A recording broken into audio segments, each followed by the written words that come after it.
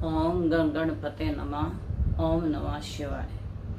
मेरे YouTube channel देखने वाले सभी दर्शकों को मेरा प्यार भरा नमस्कार। आज मैं आपको गणेश चतुर्थी के बारे में बताने आई हूँ, जो कि 31 अगस्त को है। उससे पहले मैं आपको थोड़ा सा अपनी पिछली वीडियो के बारे में बताने आई हूँ कि जितनी भी आपने मेरी पिछली वीडियोस देखी हैं और मेरे को व्यूवर्स के ही फ़ोन आए हैं कि वो भविष्यवाणियाँ सत्य हुई हैं। अभी परसों सोमवार को आतंकवादी घटना का रूस में जो पकड़ा गया और जो ये बाढ़ की संभावनाएं हुई, बादल फटे और मध्य प्रदेश में मंगलवार को भी बहुत बारिश हुई और वहाँ के स्कूल बंद हो गए। और मैंने अपनी पिछली 4-5 महीने पहले वीडियोस में बोला था कि जानवरों के द्वारा कोई बीमारी आ सकती है, पक्षियों के द्वारा कोई बीमारी आ सकती है। पक्षियों के द्वारा तो जयपुर में आपने सुना था कि काफ़ी कौवों की मौत हुई थी, फिर उसको कंट्रोल कर लिया गया था। अभी जो है हमारे एक गुरुजी हैं, सत्यानंद ओम जी कहते हैं उनको, और मैं उनको ओम ओम ओम करके पुकारती हूँ।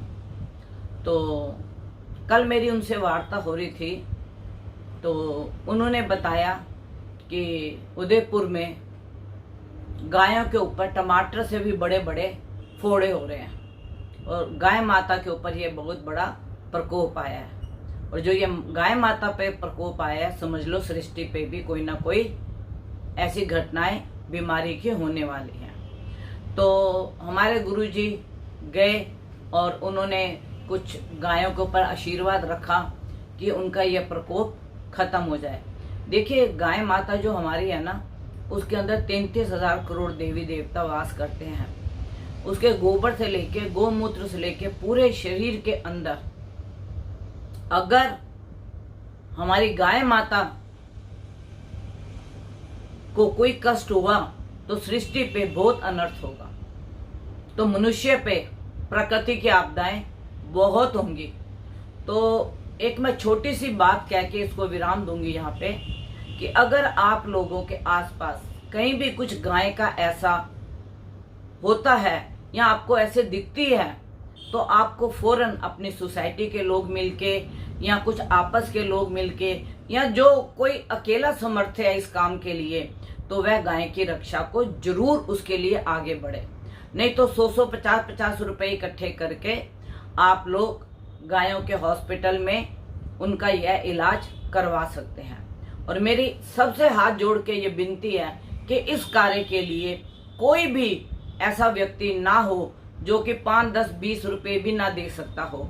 और 5, 10, 20, 100, 50 हजार देते देते हमारे पास लाखों करोड़ों रुपए हो जाएंगे और हम अपनी गाय की रक्षा कर सकते हैं।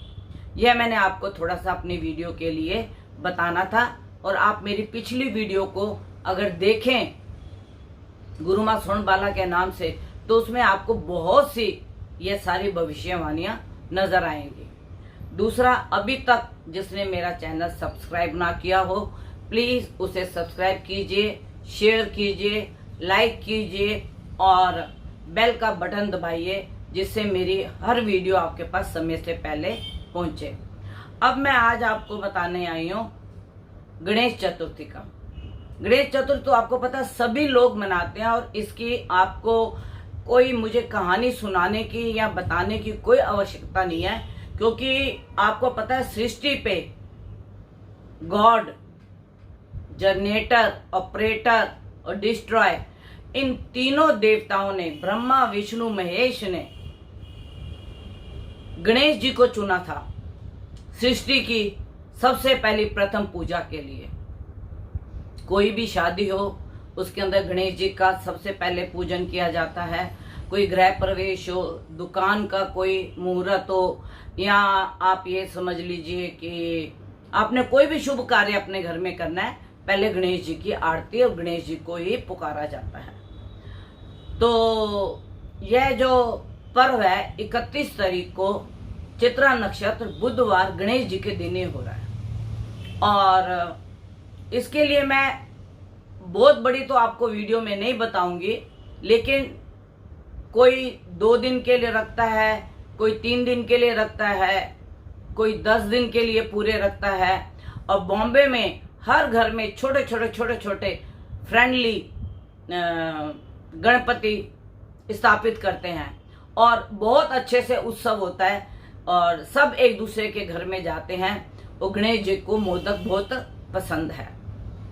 और गणेश जी का जब हम इनको स्थापित करते हैं, तो जब हम इनको लाते हैं तो इनका मुख जो होता है हमारी चेस्ट के तरफ को होता है और पीठ बाहर को होती है।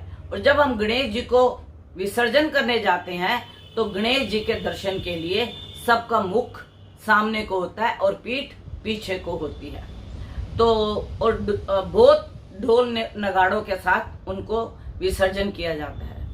और जो भी अपने घर में गणेश जी रखते हैं, जब उनका विसर्जन करने जाते हैं, आरती पूजा सब कुछ करके वह उनके कान में विश अपनी मांगते हैं। और मैं किसी का तो नहीं कह सकती, लेकिन मैं अपना कह सकती हूँ कि जब हम गले लग के उनसे विश मांगते हैं तो उस वक्त आंसू की धारा ऐसी बहती है कि रुकती नहीं, कि आज हमारे घर से यह विदाई ले रहे हैं। और 10 दिन के लिए जब यह धरती पे विचरण करते हैं, कोई भी ऐसा घर, कोई भी ऐसा मंदिर नहीं होता जहां पर इनकी दृष्टि ना हो या जहां पे इनका विचरण ना हो। और यह दुख हरता, विघ्न हरता के नाम से जाने जाते हैं। और यह 10 दिनों में अपने सभी भक्तों के दुखों को लेने के लिए आते हैं। साल में एक बार ही आते हैं, इसीलिए कहते हैं अगले बरस तू जल्दी आ, गणपति बप्पा जल्दी आ। तो ये हमारा जो नारा होता है इनके लिए लगता है कि हे गणपति बप्पा, अगला बरस जल्दी आए और आप हमारे घर में जल्दी विराजें। और इनके भोजन में अगर जो लोग अपने घर में इसको स्थापित करते हैं, तो हर चीज का जो भी भोग बनता है वो सबसे पहले हमें गणेश जी को ही अर्पित किया जाता है। नाश्ता बने और वरुण भात मतलब मूंगी धुली की दाल और चावल और पापड़, अचार, सलाद इनके लिए बहुत प्रिय है। सिंपल खाना इनके लिए बहुत प्रिय है। लेकिन जो भी लोग गणपति जी को स्थापित करते हैं, एक टाइम 10 दिनों में रोज एक टाइम इनको वरुण भात जरूर देना चाहिए, जो इनका प्रिय भोजन है। और प्रसाद में इनको मोदक चढ़ते हैं और मोदक बहुत प्रिय होते हैं। और दुर्वा की माला पहनाई जाती है और उस माला को आप पूरे साल अपने घर में, अपनी तिजोरी में रखें, अपने मंदिर में रखें और आपके लिए वह बड़ी लाभदायक होगी। तो मैं अपने दर्शकों को, सबको एक बात कहना चाहती हूँ कि अब जो ये 31 तारीख को आ रहे हैं, तो उस दिन बुधवार का दिन है, गणपति जी का खुद का दिन है। और आप लोग हंसते खेलते हुए इनको अपने घर में लाएं। लेकिन मेरी सबसे हाथ जोड़ के एक विनती है कि देखिए, प्रदूषण को हम बहुत रोकना चाहते हैं। तो अगर हम अपनी किसी सोसाइटी में रहते हैं तो पूरी सोसाइटी में एक छोटे से हम गणपति लाएं और सब लोग उसी की पूजा करें।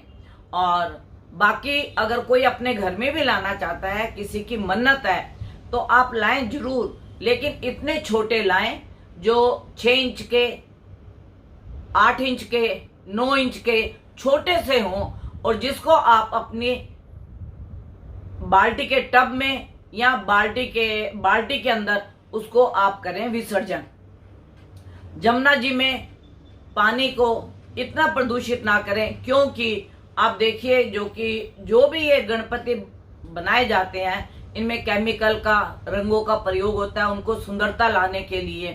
तो जितना भी हम इसको बड़ा सा बड़ा ला के और जमुना जी में इसको ना विसर्जन करके अपनी बाल्टी में या टब में विसर्जन करें और फिर उस जल को अपने पेड़ पौधों में डालें।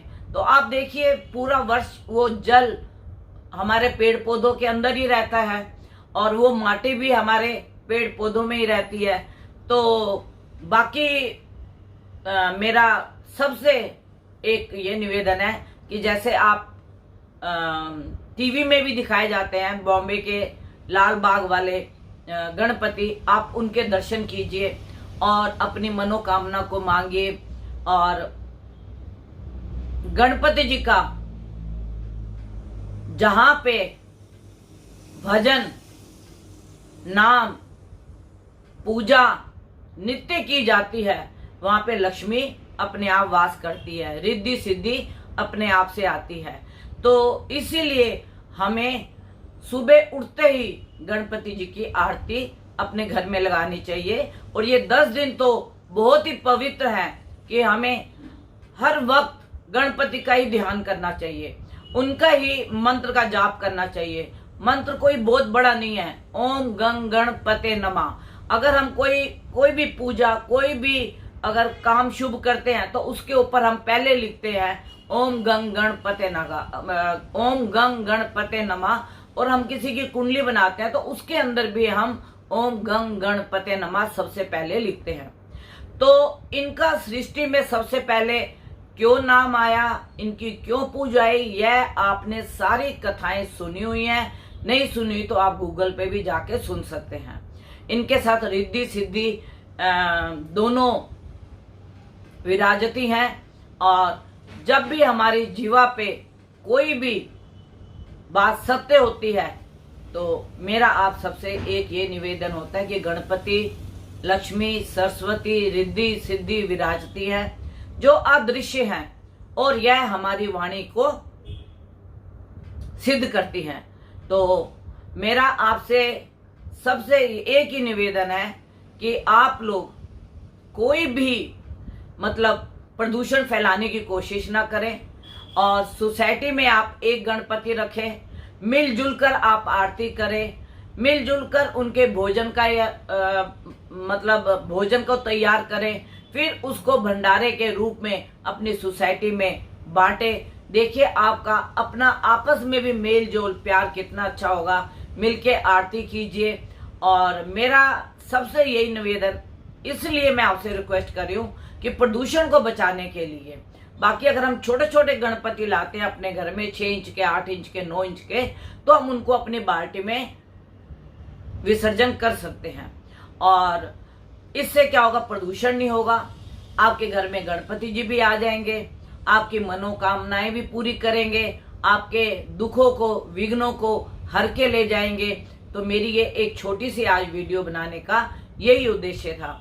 अगली वीडियो जो होगी मेरी श्राद्धों पे होगी और वो भी आपके पास 1 या 2 दिन में बहुत जल्दी ही पहुंच जाएगी, क्योंकि श्राद्धों की तैयारी और श्राद्धों के लिए आपने क्या करना है आप अपने आचार्य से भी पूछ सकते हैं। मतलब जो भी मैं आपको उसके नियम बताऊंगी और यह हमारे जो श्राद्ध है वह क्यों मनाए जाते हैं इसका भी मैं आपको बताऊंगी। और जो ये गणपति का है इसके लिए मैंने आपको बताया कि 31 तारीख बुधवार चित्रा नक्षत्र आपके लिए बड़ा ही शुभ आ रहा है और आप अपने बच्चों के साथ इस उत्सव में मिलें और सब अपने घर में करें। और मेरा सबसे एक ही निवेदन है कि प्रदूषण से बचने के लिए छोटे से छोटे गणपति फ्रेंडली लाएं। और अगर आप अपने घर में नहीं लाए तो कोई अगर आपके पास में पड़ोस में लाया है तो आप वहां जाके भी दर्शन कर सकते हैं। आज मैं अपनी वीडियो को यहीं विराम दूंगी और अगली वीडियो का आप इंतजार कीजिए। और मेरी गणपति जी से एक ही प्रार्थना है कि जितने भी मेरे व्यूवर्स हैं, जितने भी मेरे व्यूवर्स मेरी वीडियो देख रहे हैं, जो नहीं देख रहे हैं, सबके दुखों को हरे, विघ्नों को हरे और कार्य को बढ़ाएं, शुद्ध करें और सबके घर में सुख शांति और समृद्धि आए। वैसे तो गणपति जी 10 दिन के लिए सबके विघ्न ले जाएंगे और सुख शांति आपको देकर जाएंगे। और छोटा सा एक मेरा एक संदेश है कि आप इन 10 दिनों में मोदक का प्रसाद जरूर अपने घर में, अगर गणपति जी की एक मूर्ति है तो उनको आप अवश्य लड्डू का और मोदक का प्रसाद आप अवश्य उनको समर्पित करें। और एक टाइम वरुण भात आप भी खाएं गणपति जी का नाम लेके, जो हमारे गणपति जी को बहुत पसंद है। और बाकी आप लोग सब स्वस्थ रहें, खुशहाल रहें, निरोगी रहें, मेरी यही आपसे प्रार्थना है। और अगर मेरे से कोई कांटेक्ट करना चाहता है, कुंडली का अवलोकन कराना चाहता है, तो मेरे से कांटेक्ट कर सकता है। मेरा कांटेक्ट नंबर है 9810930691 9999833366। ये मेरा कांटेक्ट नंबर है। आप इसके ऊपर मेरे को कांटेक्ट कर सकते हैं। और डिस्क्रिप्शन बॉक्स में मेरा कांटेक्ट नंबर लिखा होगा, आप उसके अंदर भी आप देख सकते हैं। और मेरे को कांटेक्ट करके 11 बजे से 4 बजे तक आप मेरे से अपनी कुंडली का अवलोकन करा सकते हैं। नहीं तो जो भी आपके पास में आचार्य अच्छे हैं तो आप उनसे अपनी कुंडली का अवलोकन करा सकते हैं। धन्यवाद।